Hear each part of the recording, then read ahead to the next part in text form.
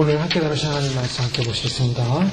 신약성경 요한계시록 말씀 1장 4절에서 6절까지의 말씀을 우리가 오늘 하나님 주신 은혜의 말씀 함께 나누기 원합니다. 요한계시록 신약성경 마지막 말씀이죠. 요한계시록 1장 4절에서 6절까지의 본 말씀 함께 찾으셔서 이렇게 봉독하시도록 하겠습니다. 4절에서 6절까지의 말씀입니다. 4절 말씀 먼저 봉독하겠습니다. 요한은 아시아에 있는 7 교회에 편지하노니 이제도 계시고 전에도 계시고 장차 오실 이와 그 보좌 앞에 7 영과 또 충성된 주님으로 저희 가운데서 원전하시고 땅의 인분들의 머리가 되신 예수 그리스도로 말미암아 은혜와 평강이 너에게 있기를 원하노라. 우리를 사랑하사 그의 피로 우리 죄에서 우리를 해방하시고 같이 봉독하겠습니다. 그 아버지 하나님을 위하여 우리를 나라와 제사장으로 삼으신 그에게 영광과 능력이 세세토록 있기를 원하노라. 아멘. 아멘. 오늘 요한계시록 말씀 두 번째 시간입니다. 지난 시간에 예수 그리스도의 계시의 말씀을 하나님께서 속히 될 일에 관해서 종들에게 보이시려고 이 말씀을 주셨다라고 말씀하고 있습니다. 그래서 이 예언의 말씀을 읽는 자와 또 듣는 자들과 그 가운데 기록한 것을 지키는 자들이 복이 있다. 그 이유가 무엇인가 하면 때가 가깝기 때문이다 라고 말씀하고 있습니다.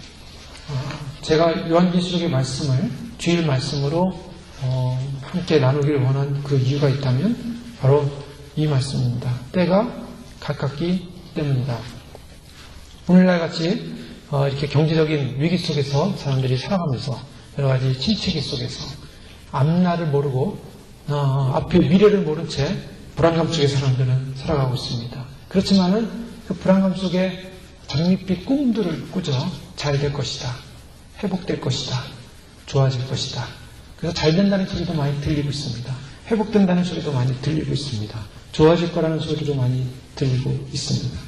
그러나 현실적인 감도는 그렇게 좋아진 것 같지 않고 또 환경적으로나 모든 상황적으로 도대체 무엇을 향해 인류는 가고 있는가 생각할 수밖에 없는 혼란스러운 부분이 많이 있음을 보게 됩니다. 재난, 지진, 또 여러 가지 어려운 일들이 계속 생기고 있고 또 앞으로 모르는 장차 이 인류의 역사는 어떻게 될 것인가 사람들은 불안과 공포에 떨고 있습니다.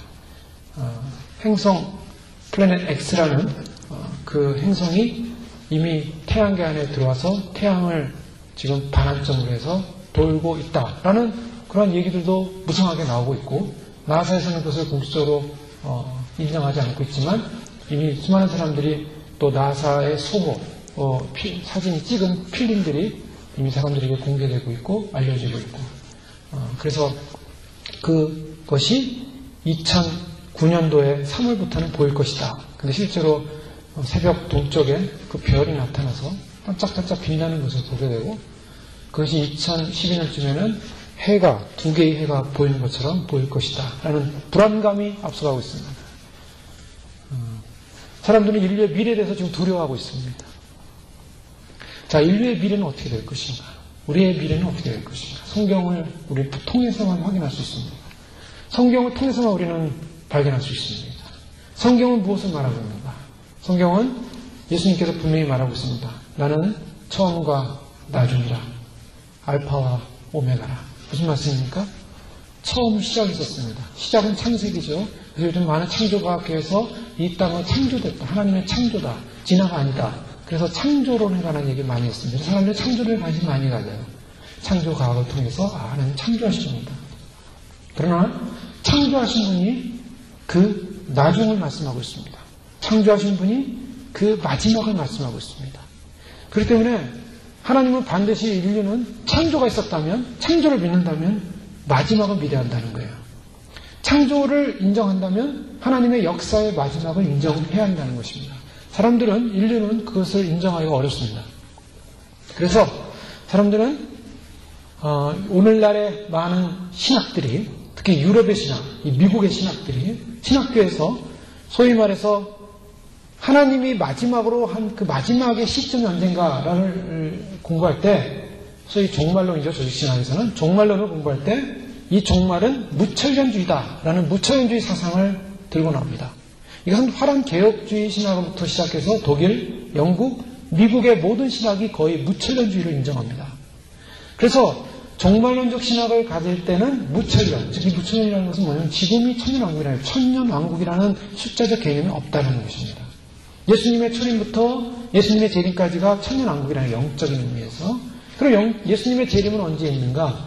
예수님의 재림은 이 땅에 그리스도의 문화가 완성된 다음에 임할 것이다.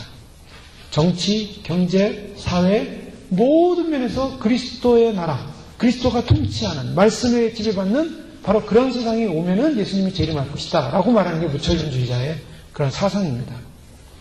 그런데 이 세상은 어떤 세상인가? 이 세상은 정말 하나님의 나라로 점점 변해가고 있는 세상인가? 아니면 악이 점점점 강해지고 있는 세상인가? 우리는 잘 살펴봐야 됩니다. 그 무천년주의를 주장하는 사람들의 주장에 의하면 어떤 주장이냐? 종말론적으로는 그래요. 달을 점령하고, 얼마 전에 달에 물이 있는가를 실험했죠, 이번 주에. 근데 아직 확인 안 됐습니다. 달을 점령하고, 저 태양계를 점령하고, 저 태양계가 속해 있는 은하계를 점령하고, 은하계 밖에 또 다른 은하계를 점령하고, 그래서 이 온 우주의 편만은 하나님의 이 피조세계, 하나님이 만드신 창조세계를 다 인간들이 점령해서 거기다가 인간들의 깃발을 꽂고 이건 하나님이 통치하는 세계입니다 라고 할 때까지 예수는 안 오신다는 거예요. 이게 정확합니다. 그러면 무천년주의자들이 주장하는 소위 말해서 종말이라는 것은 오는 것인가? 종말은 오지 않아요. 여기서 달까지 가는데 얼마나 시간이 많이 걸립니까? 예. 목성 가는데도 시간이 많이 걸려요. 목성 가는데도 거의 30년이 걸려요. 30년. 예. 목성까지 가는데 무인 무인 우주선이 목성까지 가는데 30년이 걸려요. 태양계를 빠져나가는데 거의 100년이 넘게 걸려요. 그러니 언제 태양계를 점령하고, 언제 달에다가 사람들 사는 집을 짓고, 또 언제 이 태양계 밖에 은하계를 점령하고, 언제 할 겁니까? 영원히 안 돼요, 영원히. 저 별빛이 여기까지 도달하는데 수십억 광년의 거리입니다. 빛의 속도, 1초의 빛이 지구를 7바퀴 반도는 그 속도로 1년도 아니고 2년도 아니고 수십억 년을 오는 빛의 거리예요. 그 거리를 언제 갈 거예요? 자, 무천년주의는 제가 인정하기 어렵습니다. 그럼 성경은 뭐라고 말씀하고 있는가? 성경은 마지막이 있다 라고 말씀하고 있습니다. 그래서 이 마지막이 있음을 말씀하고 있기 때문에 우리는 이 마지막의 말씀을 주의 있게 봐야 된다. 왜냐?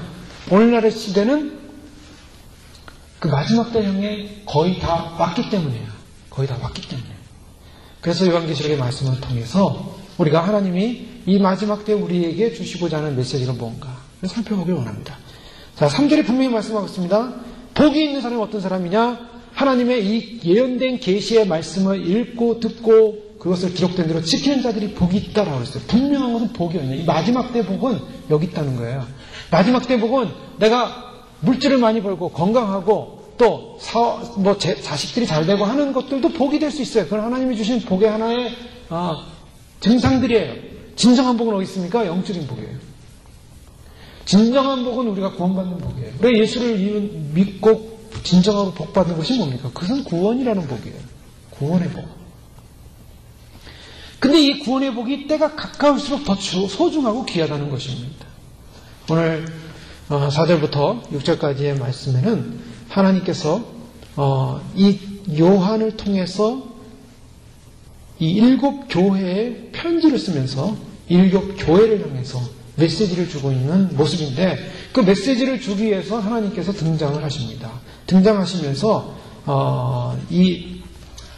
무엇을 하고 있냐면 인사를 하고 있어요. 하나님이 요한은 아시아에 있는 7교회에 편지하노니 이제도 계시고 전에도 계시고 장차 오실 이와 그 보좌 앞에 7명과 또 충성된 증인으로 죽은 자들 가운데서 먼저 나시고 땅의 임금들의 머리가 되신 예수 그리스도로 말미암아 은혜와 평강이 너에게 있기를 원하노라 라고 하면서 이 처두에 인사를 하고 있습니다.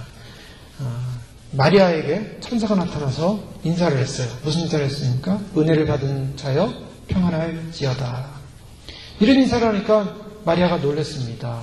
주께서 너와 함께 하시도다. 이러니까 놀랐어요. 어떻게 나 같은 자에게 이런 일이 일어날 수 있습니까? 왜냐? 나사렛에 또 이 마리아 같은 천한 여인에게 하나님의 은혜가 나타날 수 없을 것이다 라고 생각을 했던 거예요. 그런데 그 많은 예루살렘의 귀족들과 또 율법자들과 또 왕족들과 많은 여성들이 있었는데 그런 여성들 가운데 하필이면 마리아에게 나타나서 천사가 은혜가 있을지어다 그랬습니다. 그랬더니 이 마리아가 너무나 감동했죠. 무슨 일입니까? 자, 마리아에게 천사가 나타났을 때는 하나님의 메시지를 전하는 거예요. 오늘 하나님께서 일곱 교회, 이 요한계시라는 일곱 교회에 나타나셔서 지금 인사를 하고 있습니다. 무슨 인사입니까? 메시지를 전하기 위해서 인사를 하고 있는 겁니다. 그러면 메시지를 전하기 위해서 인사를 하시는데 어떤 하나님이 존재하고 나타나시는가? 그것은 바로 삼위 하나님이 지금 나타나고 계세요. 삼위 하나님. 성부, 성자, 성령 하나님. 이 삼위 하나님께서 지금 이 요한계시록의 일곱 교회에 나타나셔서 인사를 하시고 말씀을 전하신다. 바로 이것은 무엇을 말하고 있냐면 소아시아 교회가 하나님 앞에서 굉장히 중요하다라는 개념을 담고 있습니다. 하나님이 직접 나타나셨어요. 또 두 번째로 지금 이 교회들에게 하나님이 나타나셨다는 것은 무엇을 말하고 있냐면 이 교회들의 상황이 굉장히 긴박하고 어려운 상황이다라는 것을 반증하고 있습니다. 하나님이 직접 나타났어요. 어떤 분이 농담으로 그러죠. 어느 큰 교회 목사님이 너무 바쁘셔요. 교회 성도들이 많으면 목사님들이 바빠지잖아요. 그래서 웬만한 성도님들을 찾아뵐 수가 없습니다. 그냥 주로 말씀 시간에 이렇게 대중을 대해서 보기도 하고 가까운 분들, 그 교회를 대표하는 분들과 목사님이 주로 같이 하지 이 성도님들을 찾아갈 시간이 많이 없어요. 대신방하기가 너무 힘들어요. 그래서 교구를 나눠서 교구 담당 목사님들이 주로 성도님들을 만나는데 어느 분이 병이 걸렸어요. 병에 걸려가지고 이 병원에 누웠는데 아니 담임 목사님이 찾아오신 거예요. 신방을. 너무 놀랐어요. 너무 놀라가지고 아니 그 많은 성도들을 돌보기 바쁘신 담임 목사님이 나를 찾아왔어요. 반가웠겠습니까? 안 반가웠겠습니까? 반갑죠. 담임 목사님이 찾아왔어요. 그런데 담임 목사님께 뭐라고 했는지 아세요? 제가 죽긴 죽는군요. 웬만해서는 안 오실 분이 오셨다 이거예요. 큰 병에 걸렸으니까 이제 담임 목사님이 오셨다 이거예요.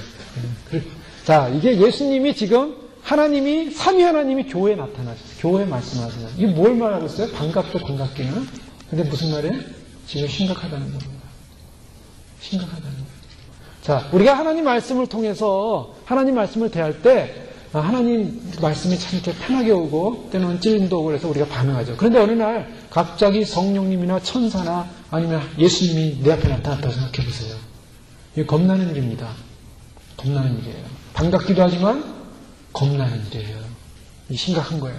지금 하나님께서 일곱 교회에 나타나셨다. 굉장히 겁나는 일입니다. 이거 뭔가 중요한 일이에요. 심각한 일이에요. 하나님이 직접 인사하고 계세요. 자, 4절 말씀해 보니까 요한 아시아에 있는 일곱 교회에게 편지하니. 자, 일곱 교회. 일곱 교회는 상징적으로 대표하는 이 인류사를 대표하는 교회라고도 볼 수가 있고요. 또 마지막 시대에 나타나는 교회의 양상이라고도 볼 수가 있습니다. 두 가지 다 받으세요. 이것은. 근데 이 교회의 특징들은 뭐냐면 큰 교회도 있고 작은 교회도 있습니다. 또 살아있는 교회도 있었고 덩치는 크고 살아있는 것 같아 보였지만 예수님의 시각에서는 죽어있다라고 말씀했습니다. 죽어있는 교회도 있었어요. 또 부자 교회도 있었고 가난한 교회도 있었습니다. 이 교회의 양상이라는 건 다양해요. 교회의 양상이라는 게 어느 교회는 큰 교회가 되죠. 어느 교회는 작은 교회. 어느 교회는 부자 교회. 어느 교회는 가난한 교회. 어느 교회는 개인의 살아있는 교회. 어느 교회는 살아있는 것 같지만 실제로 죽어있는 교회가 있다는 것입니다. 이런 다양한 이 지상에 존재하는 교회를 향해서 예수님이 동일하게 나타나시고 하나님이 동일하게 나타나셨다는 것입니다.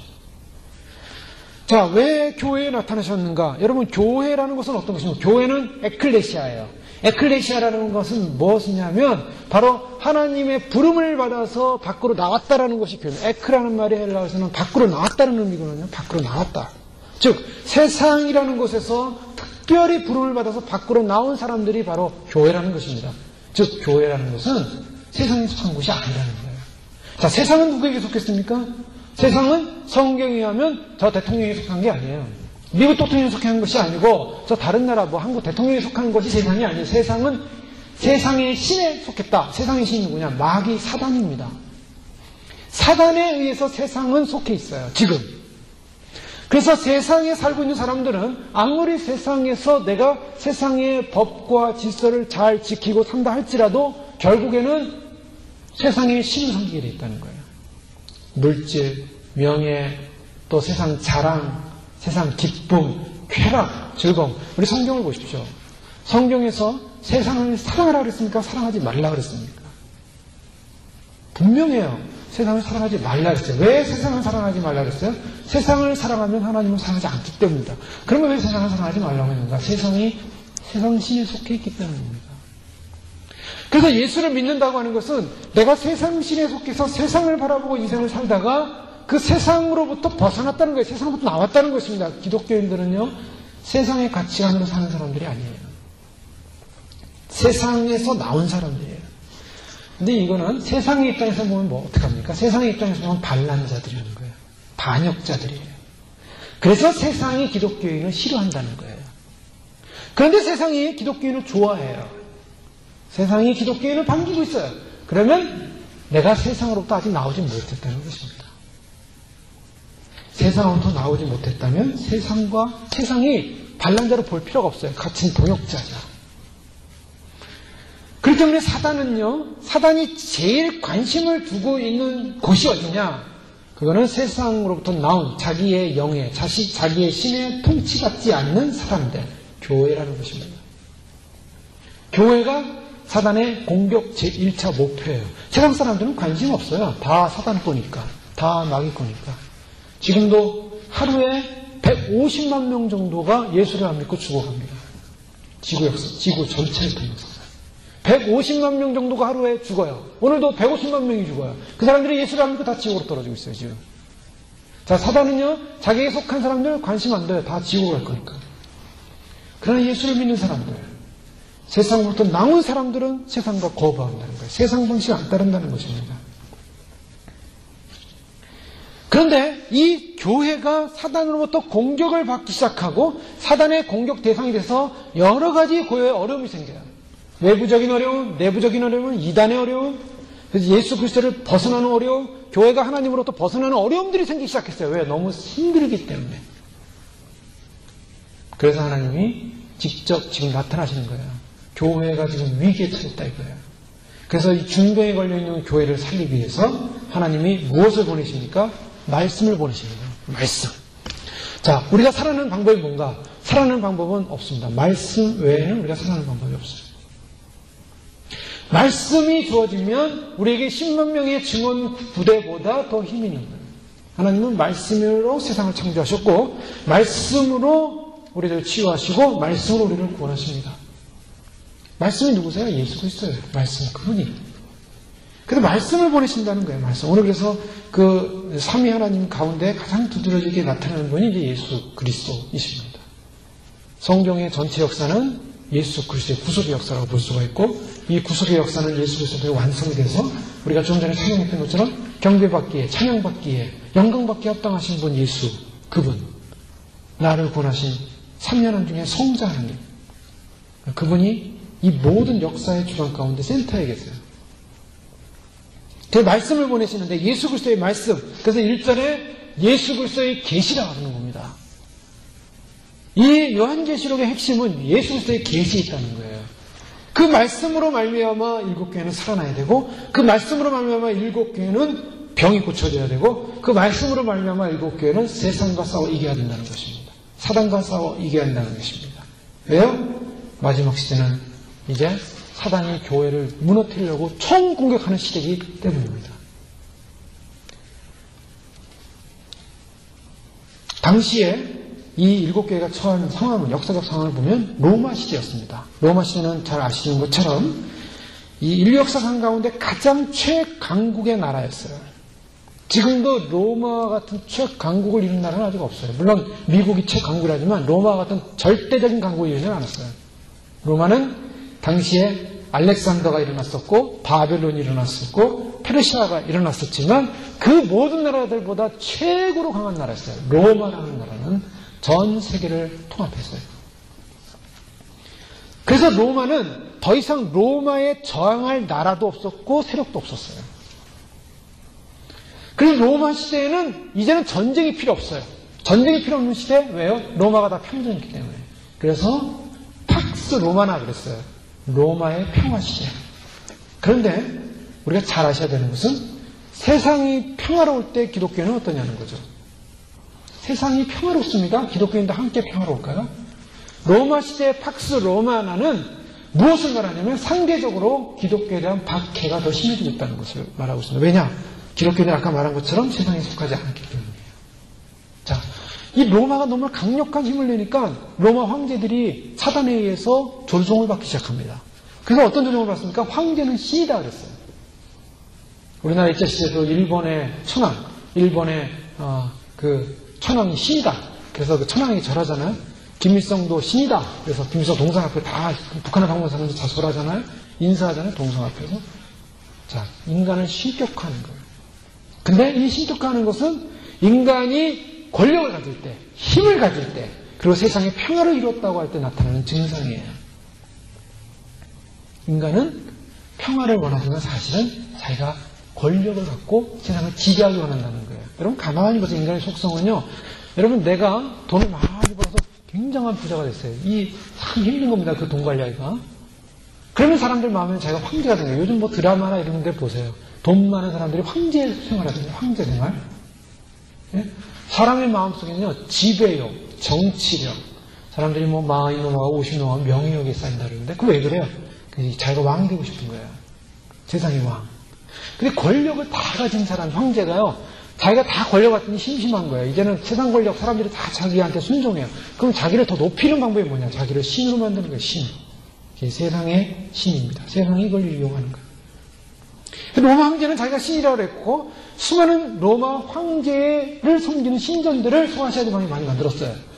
근데 중요한 것은 그 황제의 신전에 가서 신전에게 절을 하고 황제에게 경배를 해야만이 소위 말해서 매매할 수 있는 표를 줬어요. 표. 자, 이게 마지막 시대와 아주 비슷하게 됩니다. 이게. 그래서 소아시아 사람들 교회들은요. 황제에게 절을 안 함으로 뭘 할 수 없었냐면 매매가 불가능했어요.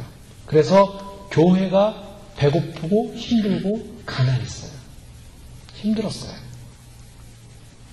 그들은 황제에게 절을 안 함으로 말미암아 그들은 잡혔고 고문당하고 심지어는 짐승에게 찢어 죽었고 예? 이 옛날에 네로 황제가 기독교인들을 갖다가 이 짐승에 의해서 잡아먹히게 원형 경쟁에 놓고 다 죽였어요. 이 네로가요 어떻게 죽었나? 기독교인들이 그렇게 뭐 평화롭다 그러고 하나님을 믿는다고 하고 내세를 믿는다고 하는데 어떻게 죽었나? 그래서 가서 얼굴을 이렇게 보니까 기독교인들의 얼굴들이 너무나 평안하게 죽어있는 거예요. 어떤 기독교인은 웃으면서 죽어있고 얼마나 그 짐승에게 사자에게 찢기면서 괴로웠겠어요. 힘들었겠어요. 그런데 우리가 아는 것은 순교할 때 순교 당시에 그 순간의 고통은 성령님께서 고통을 감하시지 않는가 그런 생각이 들어요. 그런 생각이 들어요. 왜요? 우리가 순교할 때는 성령이 돕지 않으면 견딜 수 없잖아요. 배도할 수 있거든요. 부인할 수 있고 그러니까 성령이 돕는 거예요. 그러니까 죽고 난 그 얼굴의 모습 속에 평안이 있는 거예요. 여러분 돌아가신 분들, 예수 안에 돌아가신 분들 얼굴 보세요. 얼마나 평안한지 몰라요. 저는 많은 분들의 그 돌아가신 분의 얼굴을 이렇게 입관님일 때마다 볼 때마다 정말 하나님은 살아계시고 정말 천국 간 확신들이 느껴져요. 예수를 안 믿고 돌아간 얼굴하고 예수를 믿고 돌아가는 게 다릅니다. 예수를 안 믿고 돌아가신 분들은 얼굴이 창백해요. 얼굴이 하얗고 피기가 하나도 없고 몸무 굳어 있고요. 근데 예수 믿고 돌아가신 분들은 부드러워요. 피부가 부드러워요. 피부가. 놀랍지 않아요? 시신이 부드러워요. 피부가. 그리고 얼굴도 평안하고요. 정말 주무시는 것 같아요. 평안이 느껴져요. 예수 안 믿는 사람들이 그 모습 보면요. 정말 주무시는 것 같다. 평안을, 두려움을 느끼는 거예요. 여기 뭔가 있다라는 거. 이 로마 황제가 그 기독교인들을 그렇게 핍박을 하는 시대, 고문을 당하고 죽임을 당하고 성도들은요 그래도 진리를 외치고 진리를 믿었어요. 예수 그리스도를 믿었어요. 자, 이런 시대입니다.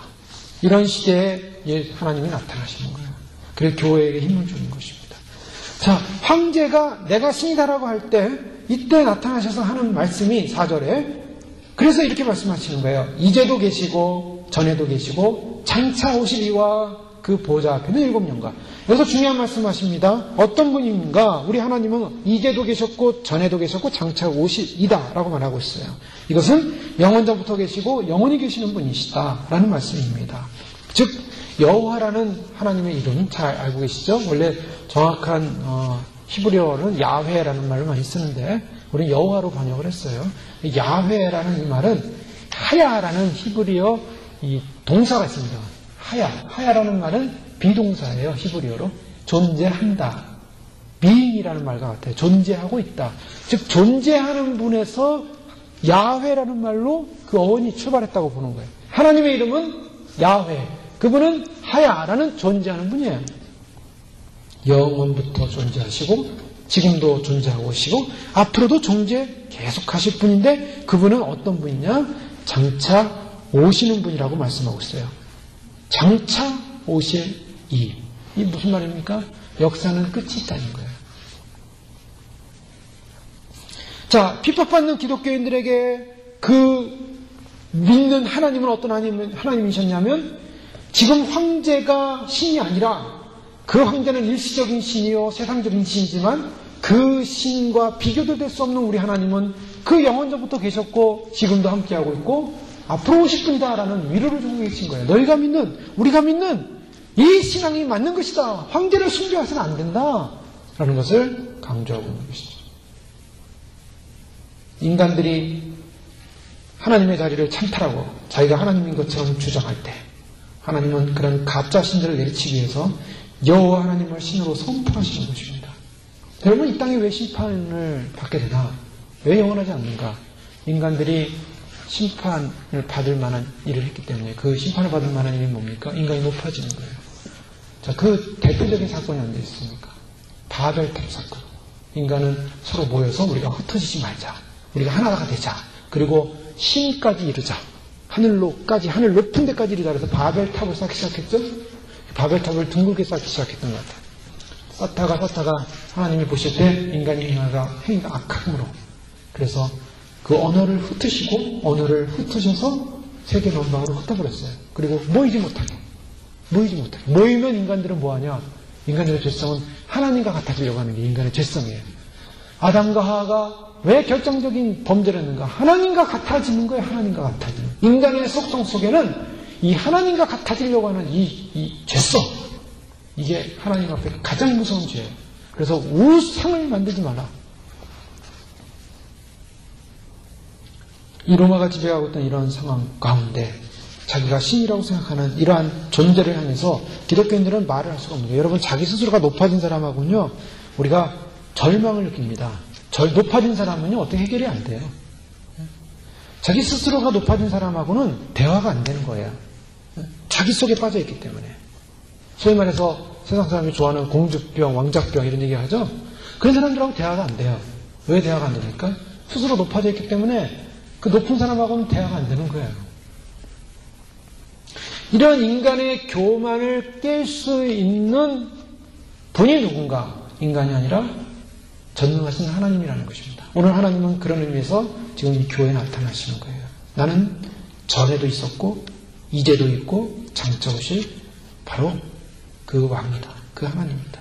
하나님은 바로 이러한 모습으로 이제도 계시고 보고 계시고 함께하고 계시고 장차 오시는 분, 반드시 오시는 분으로 오시기에 힘을 내라, 용기를 내라는 것입니다. 두 번째로 보면요. 7영을 말씀하고 있어요. 이와 그 보좌 앞에 7영. 7영이라는 것은 무엇을 상징합니까? 완전한 영이죠. 7영은 성령님을 상징합니다. 여러분 7교회의 7영 무슨 개념을 갖고 있는 것 같습니까? 요한계시록에서 가장 중요한 핵심은 7이라는 수였다 그랬는데요. 7영이라는 것은 완전수고 완전한 영이고 교회를 완전하게 할 수 있는 영이라는 거예요. 교회를 완전하게 충만하게 할 수 있는 분. 우리가 성령님의 은혜로 말미암아 완전해질 수 있는 충만하게 될 수 있는 영. 완벽한 영이라는 것입니다. 부족함이 없는 영이라는 것입니다. 그런데 이 교회가요, 또 성도가요, 한번 성령을 받게 되면 그 다음에 그 성령님이 계속 내 안에 충만하게 계신가. 아브라함 칼퍼 같은 분은 이 저수지론을 얘기했어요. 그 무슨 말이냐면 성령이 우리 안에 들어오면 저수지처럼 내장되어 있다. 그런 얘기를 했어요. 그런데 많은 성령론에 관련돼서 사람들이 하는 얘기는, 신학자들이 하는 얘기는, 특별히 한국에 있는 뭐 차영배 교수라든가 뭐 이런 분들이 하는 바하빙크라든가 이런 분들의 영향을 받은 분들은 성령은 나오신다. 어디서부터 나오시냐? 하나님부터 나오시는 분이다는 거예요. 그러니까 성령님은 우리 안에 저장되어 있는 분이 아니라 늘 오시는 분이에요. 그 저희가 날마다 사도 바울이 성령 충만을 구하라 그랬어요. 충만. 제가 날마다 하루 삶을 시작하면서 하나님 오늘도 성령 충만하게 원합니다. 자, 다 써서 에너지가 없어졌어요? 성령님 우리에게 무슨 에너지로 이렇게 우리가 무슨 삶을 살 수 있는 에너지 구원이 아니라 성령님은 우리의 영 안에 오심으로 말미암아 우리가 성령의 지배를 받고 성령에 의해서 이끌림을 받고 성령의 도우심을 받는 것, 늘 언제나 현지형이라는 거예요. 그래서 이 성령님이 오시면 아침만 오시는 것이 아니라 바로 순간순간 지금 계속적으로 성령님은 계속 우리 안에 오세요. 그래서 우리가 성령님을 기대해야 돼요. 예배를 드릴 때도 성령님이 내 안에 오셔야 되는 거예요. 기도할 때도 성령님이 오셔야 되는 거예요. 말씀을 읽을 때 성령님이 오셔야 되는 거예요. 그 성령님을 기대해야 돼요. 하나님의 보좌로부터 오시는 그 성령님, 나오시는 그 성령님을 내가 맞이해야 된다는 거예요. 이 일곱 영이라는 것은 교회를 충만케 하는 영으로서 교회에 오셔서 교회를 강건케 하고 교회에 이 사단의 영과 싸워서 이 세상의 영과 싸워서 그것을 이길 수 있는 힘을 주는 새롭게 하는 그런 영이시다. 그런 영이 이 교회에 일곱 영으로 오고 계시다. 성령 하나님이죠. 그 다음에 5장 말씀 보십시오. 또 충성된 증인으로 죽은 자들 가운데서 먼저 나시고 땅의 임금들의 머리가 되신 예수 그리스도로 말미암아 은혜와 평강이 너에게 있기를 원하노라. 자, 보통은 성부, 성자, 성령의 순으로 나옵니다. 그런데 오늘 말씀은 성부 하나님 이제도 계시고 전에도 계셨고 장차 오실 이 성령 하나님 일곱 영, 그 다음에 성자 하나님이 나와요. 성자 하나님은 어떤 분이라고 말씀합니까? 충성된 증인이다 라고 말씀하고 있습니다. 예수 그리스도만큼 충성된 증인은 없었습니다. 예수님이 이 땅에 사역을 할 때 사람들이 반응이 어땠습니까? 반응이 좋았습니까? 예, 반응이 좋은 분도 있었죠. 가난하고 힘든 사람. 그러나 대부분의 율법학자들, 대부분의 권력층 사람들은 반응이 좋지 않았어요. 유대인들 대부분 반응이 좋지 않았어요. 그런데 예수님께서 반응이 좋지 않다고 해서 그가 증거를 안 했습니까? 아니요. 예수님은 증거했어요. 그가 오실 이라고, 그가 메시아라고, 인자라고, 인자가 온 것은 섬김을 받으려 함이 아니라 섬기려 하고 많은 사람을 대속물로 자기를 주려 함이라 이 십자가의 죽으심에 대해서 증거했어요. 끝까지 증거했어요. 그 증거의 결과로 십자가에 돌아가셨어요. 자, 증인. 이 마르투스라는 이 증인은요, 이 신약 그 영어로는 어떻게 됩니까? 영어로? 순교자라는 말이죠. 순교자라는 말터라는 말이 이제 이 헬라 원어는, 영어에 보면은 헬라 원어들이 많습니다. 이건 뭐냐? 결국 진리를 증거하는 증거자들은 진리 때문에 순교한다는 거예요. 죽는다는 거예요. 세상에 대해서 죽는 거예요. 육체적인 죽음을 당할 수도 있고 또 여러 가지 사회적인 죽음을 당할 수도 있어요. 증거하는 자는 외로운 거예요. 예. 긍정인으로 알려진 조엘 오스틴 목사님. 예.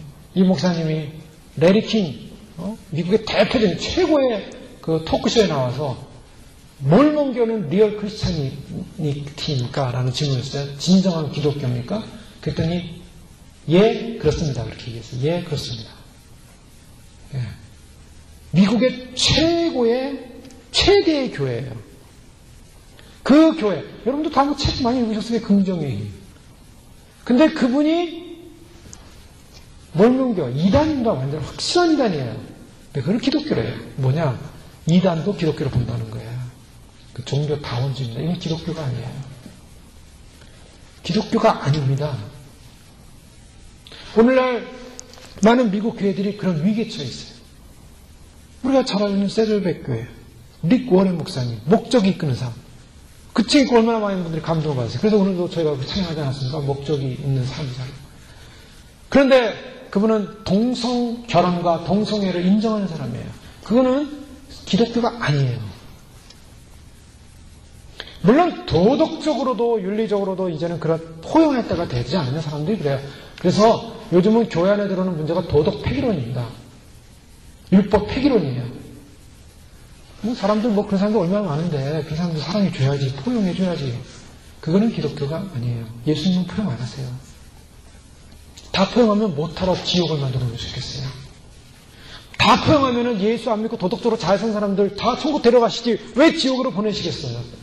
예수 안 믿는 예수의 진리 외에는 길이 없다라고 분명히 말씀하시면서 그 길 외에는 천국에 갈 수 없다고 분명히 말씀하셨어요. 그런데 예수님이 말씀하신 진리의 길을 왜곡시키고 그것도 괜찮다라고 얘기할 때는 그거는 기독교가 아니에요. 그건 진리가 아니에요. 여러분, 그 교회 밑에 있는 많은 수많은 성도들, 세계에 영향을 주는 수많은 그분들이 하는 그 모습은 배도라는 거예요. 이거는 배도예요. 그래서 예수님 오실 때는 어떤 현상이 나타나냐? 배도가 일어난다는 거예요. 배도. 여러분, 요즘은요, 이 WCC라 해가지고, 이 교회협의회가 형성했는데, 맨 처음에 복음제의 교회협의회가 형성이 됐어요. 1970년대 스위스 로잔에서 로잔 대회를 하면서, 소위 말해서 이 타종교 사람들도 우리가 인정하자. 기독교가 타종교를 인정하자라고 해서 타종교 사람들을 초청합니다. 얼마 전에는요, 기독교 교회협의 전체에서 우리나라 사람 굿하는 사람이 가가지고요, 한풀이 굿을 했어요. 작년인가요? 힌두교, 그 다음에 이슬람교, 기독교, 캐톨릭 전부 다 모여가지고 우리는 한 하나님을 섬기고 있다라고 그랬어요. 그게 세계 교회협의 WCC 운동에서 에큐메니컬 운동이 한 결과예요. 지금 이건 배도입니다. 오늘날 교회들은요 이렇게 돼가고 있어요. 그래서 우리가 불교에도 구원이 있고 힌두교에도 구원이 있고 기독교에도 구원이 있고 아닙니다. 이게 마지막 때라는 거예요. 자, 이제 모든 사람 소위 말해서 종교도 기독교도 이제는 하나의 종교 속에 들어가고 하나님도 동일한 하나님이고 동일한 신이다 라는 개념 속에 들어가는 세상. 예수 그리스도는 이러한 세상을 향하여 충성된 증인이었다고 말씀하고 있어요. 자기 자신을 희생하는 순교자였어요. 복음을 위해서, 진리를 위해서, 인류 구원을 위해서, 예수 그리스도의 죽음 외에는 구원의 길이 없다는 걸 증거하는 순교자였어요. 그래서 그 일곱 교회를 향하여 충성된 증인이다. 교회가 마지막까지 지켜야 될 것이 있다면 그것은 충성된 믿음이다. 예수 그리스도의 믿음을 포기해서는 안 된다. 평화가 지배하는 것처럼 보였습니다. 눈에 보이는 전쟁도 없었습니다. 평화라 보였습니다. 로마의 군사력이 세상을 평화롭게 해주는 것 같았습니다. 그러나 오히려 기독교인들은 핍박하고 죽임을 당하고 그래서 우리가 잘 알고 있는 마르쿠스 아우레리우스라는 황제 있죠? 철학자. 명상록을 유명한데 이 사람 때 기독교인이 제일 많이 순교했어요. 평화의 시대. 철학의 시대. 세상이 평화로울 때 사실은 기독교인들은 영적으로 긴장해야 돼요. 오늘날 세상 사람들이 평화롭다, 안전하다 그렇게 얘기하고 있습니다. 그런데요, 그 평화 오래가지 못합니다. 세상의 평화는 위장된 평화예요. 왜 평화로운 줄 아세요? 사람들을 지배하려는 준비 작업이에요. 제가 요한계시록을 설교하게 된 동기가 있습니다.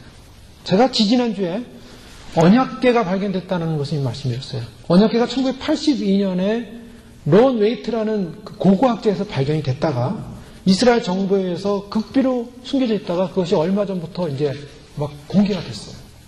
언약궤, 이스라엘에 잃어버렸던 언약궤가 발견된 굉장히 중요한 의미라고 그랬습니다. 왜 중요한 의미냐면 이스라엘 유대인들은요 언약궤가 발견이 되고 그 언약궤가 지상에 등장하는 그 순간에 성전을 짓게 돼 있어요. 하나님은 유대인을 버리셨는가? 절대 유대인 버리지 않으셨습니다. 마지막 시대에 하나님은 유대인을 다시 살려요. 유대인을 다시 그 황폐한 땅에 남은 자를 살려서 유대인으로 하여금 하나님은 이스라엘의 장자권을 회복시켜요. 하나님 유대인 포기하지 않았어요. 그 유대인을 대적하는 사람들은 다 망해요, 사실. 이스라엘을 대적하면 망하게 돼 있어요. 왜냐? 하나님은 아직도 유대인을 사랑하고 있어요. 그 사랑이 너무 컸기 때문에 그 사랑의 배신을 해서 유대인들을 지금 책짓질하고 책망하고 2000년 동안 흩어지게 만들었지 아직도 유대인 사랑하고 있어요. 그게 우리 이방인으로서는 좀 섭섭한 일이에요. 그런데 유대인이 그렇게 하나님에게 못된 짓을 했기 때문에 하나님의 사랑이 확 이방인에게 쏟아져 버렸어요. 그런 거 있잖아요. 네? 자식을, 첫 번째 자식을 너무나 사랑했는데 이 자식이 말을 안 듣고 막 고생하고 막 이러면 어떻게 돼? 두 번째 얘기는 확 사랑이 가버릴 수가 있는 거예요. 네? 그런데 이 첫 자식 포기했으니까 안 포기합니다, 절대로. 하나님 장자를 포기하지 않아요. 근데 그 언약궤가 발견됐다는 것은 하나님이 성전을 다시 예비한다는 거예요. 근데 요한계시를 보면은 이 3년 반 동안의 환란기 때 적그리스도가 나타나서 제사와 제물을 금한다고 했습니다. 그럼 뭘 말하냐면 이스라엘의 성전이 세워진다는 거예요. 그리고 예배가 드립니다. 이스라엘은 지금 다 준비해놨어요. 레인 3만 명인가요? 3만 명을 이미 DNA 정보를 다 확인해가지고 레이 지파 각 12지파를 이미 다 나눠놨고, 그리고 이 레위인들로 하여금 제사를 드릴 수 있는 모든 훈련을 다 해놨습니다.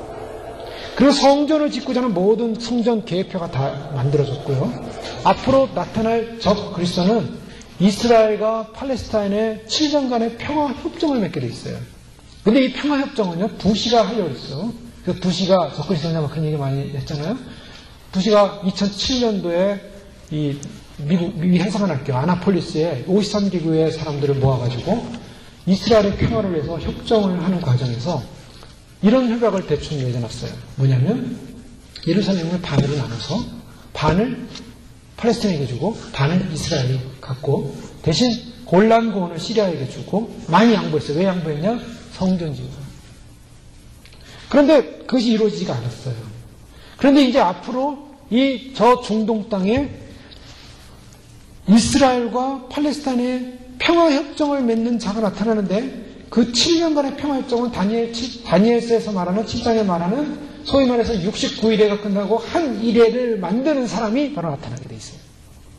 근데 그 사람이 적그리스도로 보는 거예요, 지금.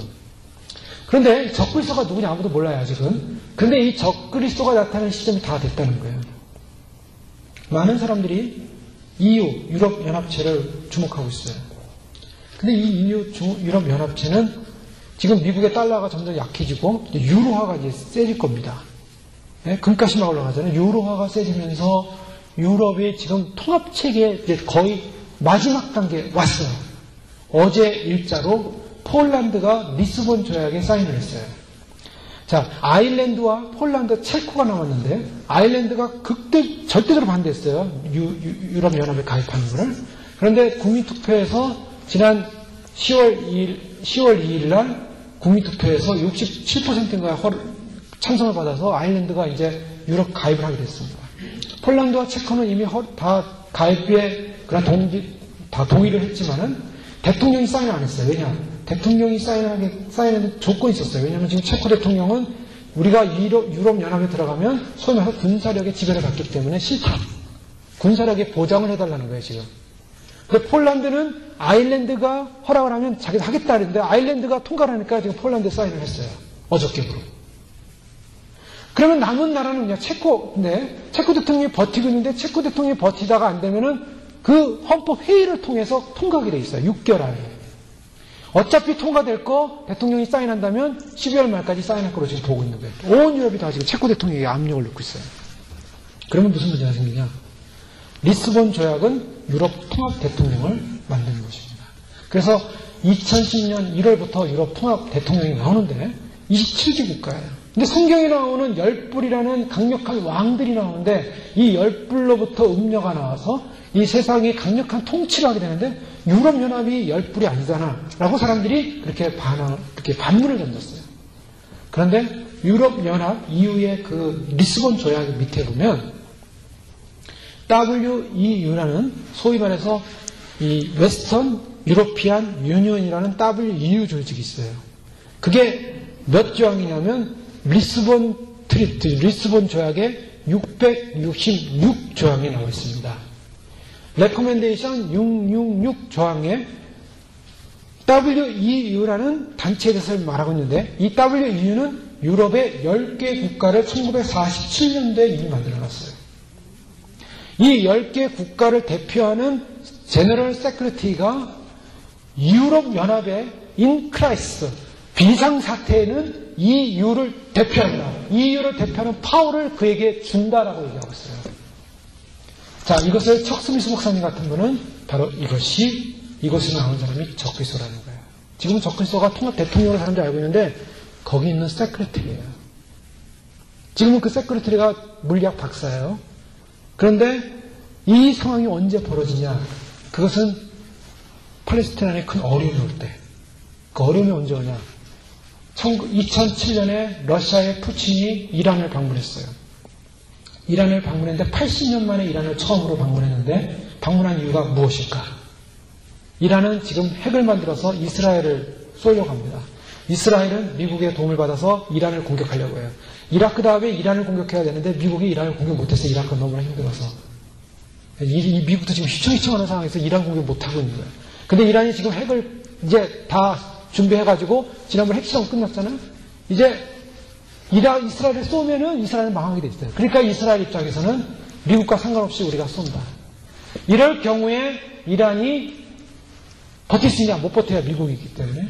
그래서 러시아가 뒤에 붙는 거예요. 에스겔서 38장 39장에 보면 곡과 마곡의 전쟁이 일어나는데 북으로부터 로스가 내려와서 로스와 이란 땅에서 이스라엘을 공격하게 돼 있어요. 이건 종말론 학자들이 다 설명하는 거예요. 러시아가 개입된다는 거. 근데 2007년에 이미 러시아 대통령하고 이란하고 이 문제가 협약이 끝난 거예요.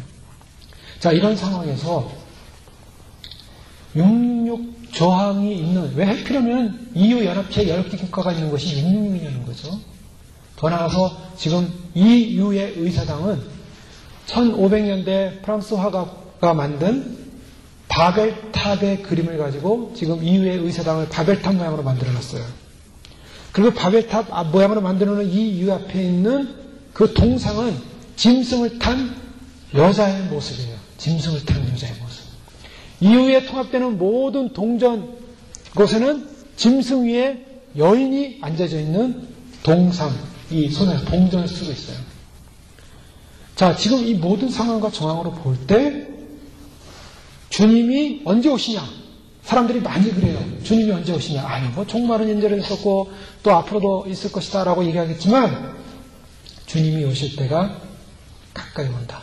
또 한 가지 더 예를 들면 다 아시겠죠? 미국의 이 ADS라는 회사가 있어요. 국영회사인데 여기서 RFID라는 속에서 조그만 칩을 만들었어요. 그 칩이 베리 칩이라는 거죠. 이미 잘 알고 있는 인간의 DNA 유전 정보가 들어가는 이 베리 칩이 처음에 사용될 때는 환자들에게 사용돼요. 당뇨병, 파킨슨병 이런 병들 있는 사람들을 체크업하기 위해서 병원에서. 그런데 이것이 666 시대가 되면 이것이 이제 컴퓨터 시스템인데 이 컴퓨터로 조작하는 시스템이 적그리스도의 시대가 되면 3년 반, 후 3년 반 소위 말해서 성전이 지어지고 성전에서 제사가 드려질 때 적그리스도가 그것을 금하고 자기가 신이라고 등장하게 돼 있어요. 그 신이라고 등장하면서 전 세계를 통합하는 것은 바로 666 시스템이에요. 바로 베리칩이에요. 오른손이나 이마에 들어가는. 근데 그 모든 실험이 끝나고 이미 우리나라도 마찬가지예요. 한국도 지금 계약을 다 맺어놨어요. 그래서 한국의 인천에 있는 어느 마켓에서는 그 베리칩과 같은 동일한 종류의 칩을 모든 물건에다가 붙여놨어요. 그래서 그거는 간단해요. 마켓에서 시장 봐가지고 나올 때 한번 딱 서 있으면은 모든 것이 다 한꺼번에 다 스캔돼요. 그래서 딱 돈 얼마만 내면 되는 거예요. 이 모든 것들 우리가 생각해 볼 때 주님의 오심은 가까워오고 있다. 임박하고 있다. 우리는 느껴야 됩니다. 우리는 인식해야 돼요. 많은 교회들이, 많은 사람들이 주님 오심 너무나 다 알고 있는 건데 주님 오시면 주님 맞이하면 되지 라고 막연하게 생각한다는 거예요. 그러나 지금은 막연하게 생각할 때가 아니에요. 10월 2일, 10월 11일 지금 우리도 모르는 하나님의 시계는 급박하게 지금 진행돼 가고 있어요. 그렇다고 우리가 마치 시한부 종말론자처럼 우리 2012년에 종말이 오니까 우리가 모든 걸 다 포기해야 된다. 그런 의미는 아니죠. 그러나 우리는 이래야 돼요. 우리의 일상 속에서 우리의 마음속에 무엇을 두고 있어야 됩니까? 내가 왜 사는가? 나는 누구를 위해 살고 있는가? 나의 가야 할 곳은 어디인가? 인식해야 됩니다. 긴장해야 돼요. 많은 교회들이, 많은 사람들이, 아, 주님 오시면 너무나 다 알고 있는 건데, 주님 오시면 주님 맞이하면 되지? 라고 막연하게 생각한다는 거예요. 그러나 지금은 막연하게 생각할 때가 아니에요. 10월 2일, 10월 11일, 지금 우리도 모르는 하나님의 시계는 급박하게 지금 진행돼 가고 있어요. 그러나 우리는 이래야 돼요. 우리의 일상 속에서 우리의 마음속에 무엇을 두고 있어야 됩니까? 내가 왜 사는가? 나는 누구를 위해 살고 있는가? 나의 가야 할 곳은 어디인가? 인식해야 됩니다. 긴장해야 돼요. 부모님이, 어머니가 아기를 놓고 무슨 일을 하다가, 부엌에서 일을 하다가도 마음이 어디가 있어요? 우리 사모님 반주하시다가도 보면은 마음이 애기가 있어요. 하시다가 이 애기가 제대로 있나? 나 보세요. 왜? 부모님이에요. 여러분 생각해 보세요. 우리가 하나님을 믿는데 똑같은 일상생활을 해요. 사업을 해요. 비즈니스에 지금 비즈니스 바쁜데 정신없는데 이것을 해야가 성공을 하냐 못하냐 막 신경 쓰이는 이 상황에서 예수님이 오시냐 안 오시냐 그거 쓸 여력이 없다라고 하시면 안 돼요. 공부하는 학생들 내가 고등학교도 졸업하기 전에 예수님이 오시면 나 공부할 필요가 없겠네 이렇게 생각해서도 안 돼요. 열심히 하셔야 돼요. 더 열심히 최선을 다해서 사업도 열심히 하세요. 그러나 마음은 어디 있어요? 마음은 주님에게 있어야 되는 거예요. 주님이 오신다면 내가 주님 뵈야 되지 않겠습니까? 주님 오신다면 제가 주님 얼굴 뵈야 되지 않겠습니까? 여러분 이것이 바로 깨어있는 거예요. 똑같은 사람이 밭을 가고 있었어요. 두 사람이 밭을 갈다가 똑같은 세상 일을 하고 있었어요. 한 사람은 데려감을 당하고 한 사람은 땅에 남았더라. 10명의 신부가 다 졸며 잤세. 신랑이로다 맞으러 나오라 할 때 5명의 처녀는 신랑 온다는 소리 듣고 정신이 났어요. 그리고 신랑 맞으러 가려고 보니까 기름이 없는 거예요. 불을 밝힐 기름이, 등불을 밝힐 기름이 없는 거예요. 기름 어딨냐 기름 찾다가 나머지 5명은 기름 준비되어 있다가 기름 밝히고 신랑이 옷이 없어서 맞으러 갔다는 거예요. 이것이 예수님께서 마지막 때 상황을 말씀하고 있죠. 여러분 이것이 무엇을 말해요? 우리가 영적으로 긴장해서 깨어있어야 합니다. 그 성경은 뭐라고 말씀하시면 예수님이 복음서를 보세요. 복음서의 3분의 1은 종말론인데요. 예수님이 종말에 관한 메시지를 얼마나 무서운지 몰라요. 종말 생각하면 잠도 안 와요. 그런데 그 메시지를 주면서 뭐라고 하시냐면 너희는 고개를 들라. 너희의 구원이 구속이 가까웠다. 너희는 깨어 근신하여 기도하라. 여러분 우리가 깨어있는 방법이 뭐예요? 주님 맞이하는 방법이 뭐예요? 그래 깨어있는 거예요. 근신하는 거예요. 근신하는 건 뭐예요? 내가 근신한다고 얼굴 이렇게 수색을 하면서 무슨 장사 지내는 처럼 살라는 건 아니에요. 웃을 수 있고 반가워하고 우리가 교제를 나누지만 내 마음은 컨트롤하는 거예요. 내 마음의 중심이 거기 있는 거예요. 내 마음은 그쪽에 빼앗겨 있어야 돼요. 주님이 오신다면 이것이 우리가 이 시대를 살아가야 될 삶의 모습이다. 오늘 왜 이 말씀을 주님이 주시고 계신가?